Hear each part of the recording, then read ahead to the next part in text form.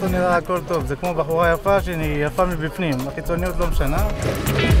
תחושה מדהימה, אין לי משהו אחר להגיד. אנחנו עכשיו עומדים לפני העידן החדש של התחרויות.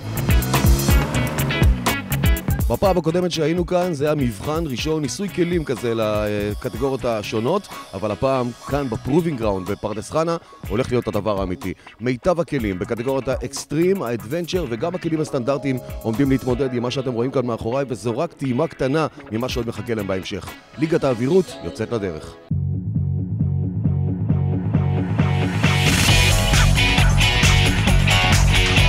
אנחנו נמצאים בהמשך של ליגת האווירות שנקראת נכון להיום General Challenge. יהיו לנו קטגוריות אקסטרים, אדוונצ'ר, דואלי, ולמעשה זה המשך ישיר של האירוע הקודם. אנחנו מתקדמים לעבר ליגת אליפות שתיתן לנו 4 מחזורים שבסופה ייקבע אלוף הארץ ל-2013. השטח בארץ אכן שונה בזה שהוא רב גוני.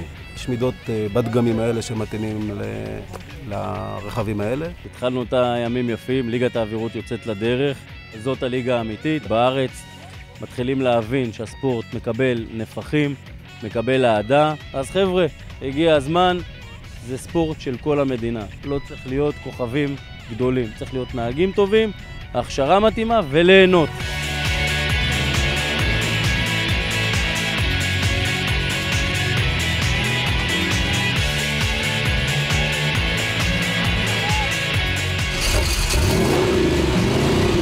הסריטה אצלנו בראש היא כל כך עמוקה שכבר אין לה... היינו אצל רופאים, זה לא מתרפא.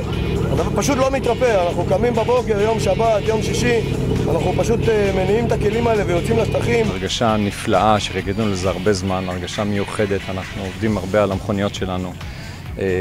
תחושה מדהימה, אין לי משהו אחר להגיד יותר מזה. תחושה מדהימה, פשוט מדהימה. תוכל לראות את זה בעצם בהמשך כשהכלי הזה עובד והוא לועס את השטח כאילו זה היה אוטוסטרדה. הכלי הזה זה כלי שמלווה אותי כבר 5 שנים. הוא מוכן, הוא מזומן לתחרויות אווירות חוקיות בארץ.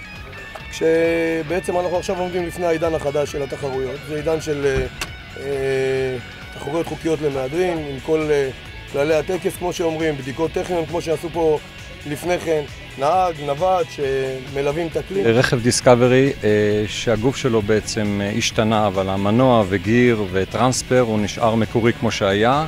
חוץ משינויים פרסונליים שבעצם הרדיאטור עבר, היחסי העברה השתנו, הצמיגים השתנו, כל מה שיש, הכלוב החיצוני שאמור להגן עלינו במידה ואנחנו מתהפכים או כל מה שצריך, וזה בעצם הרעיון, זה אדוונצ'ר.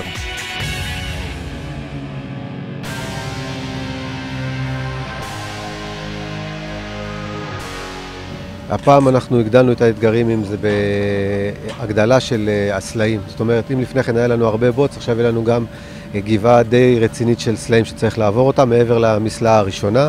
הגדלנו את המכשולים עם הבוץ, הגדלנו בכלל את כל האתגר. היום המתחם יהיה יותר אתגרי, יותר קשה. אנחנו פותחים ציר היום.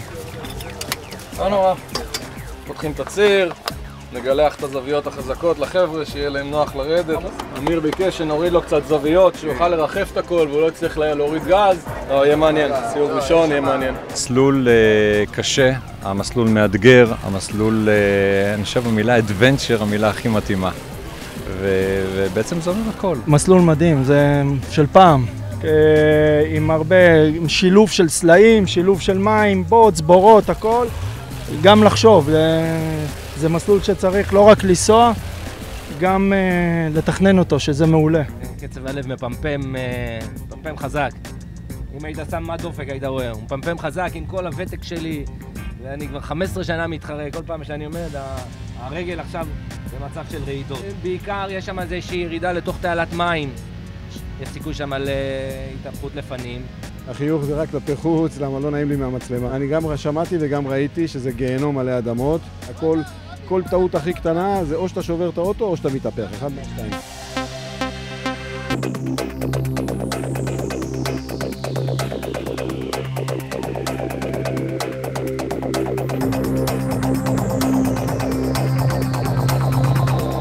הכלי הזה הוא בעצם כלי שנבנה 100% למטרת אווירות. הכלי הזה הוא כלי מאוד מאוד חזק, הוא גלגל 44 אינץ' שהגיע מחוץ לארץ באופן מיוחד לכלי הזה. סרנים זה סרנים פרונטליים, הם בעצם עם הפחתות בקצוות, שנותן הרבה מאוד גובה מקדימה.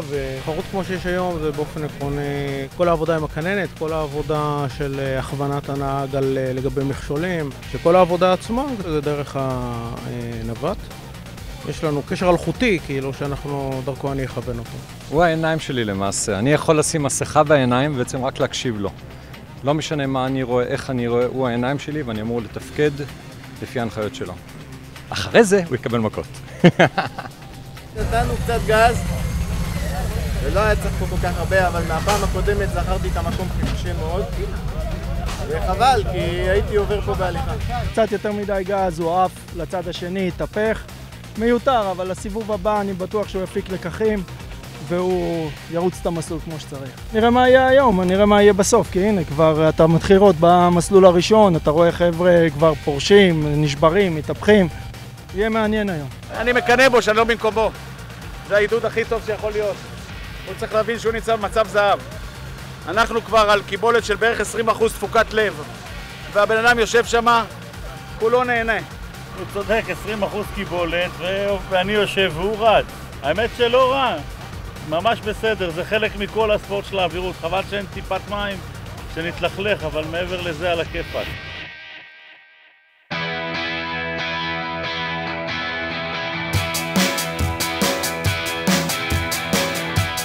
מסתמן, אנחנו, גבע ואמיר, פסולים, מה שזרק את ברוך, כי הוא היחידי שסיים במקום הראשון.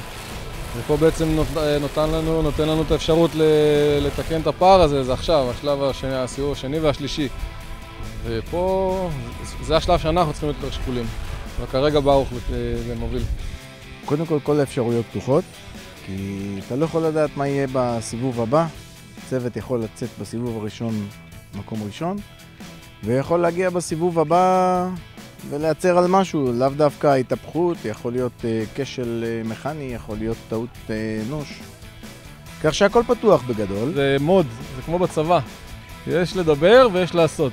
עכשיו אין ברוך. מה? זה ההוא עם האדום, נזכרתי, סליחה. שיש לי נווט, העיניים והאוזניים שלי פה ואני, כן, ברוך. איך אומרים? Let the wind win.